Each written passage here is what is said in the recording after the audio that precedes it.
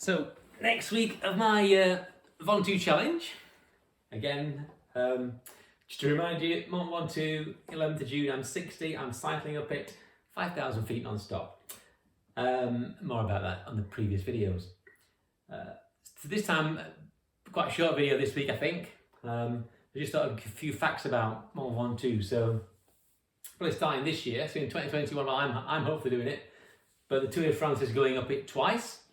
That's one interesting fact. Then sort of working forward, 67 was when a British guy called Tom Simpson, a fine cyclist, one of our best cyclists apparently, I'm no cycle fan, died near the top. And there's a memorial here that you can see on the way up where he died, I think, whatever, drugs and exhaustion fueled.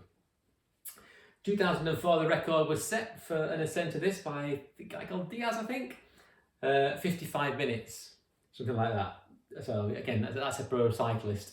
Again, he got banned for drugs, I think, a few years later, so we'll never know how much he was assisted by drugs.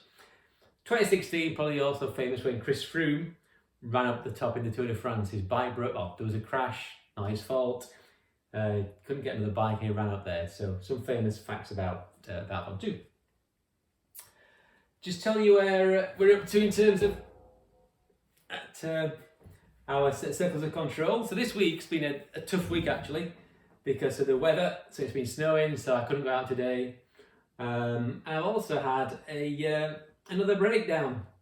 Yeah, back to our RAC. So here I've got my wheel here, and I found that my rear axle, this thing here, actually broke. So I was cycling along, it was okay. It was held together by the sort of quick release, which goes through the middle of there and holds it together. But when I took it apart, there was an actual break in it. So pretty amazing how that's broken. That steel's broken. I think it's because I'm guessing because it's been quite cold, lots of grit. Maybe it's the corrosion from the grit. I don't know. So I bought a new one. That's a new one, and I'll be fitting that soon to get my bike back on the road. That's that. What else have we got this time? Just a quick about progress on my Everesting. So Everesting, how I'm going to cycle up the equivalent to Mount Everest, 29,000 feet. I'm going to do that by following the same local route, where there's a 1,700 foot climb. So just keep doing that until I get up Mount Everest. So in the last week, I've done one of them. So I've gone from 8,500 feet. I've added on 1,700 feet. That's one circuit. So I'm actually at 10,200 feet now. So I am a third of the way up Everest, which is pretty impressive. So it's taken me 1, 2, 3, 4 weeks to get up there. So I guess by the end of February, March. By the end of March, I should have done it.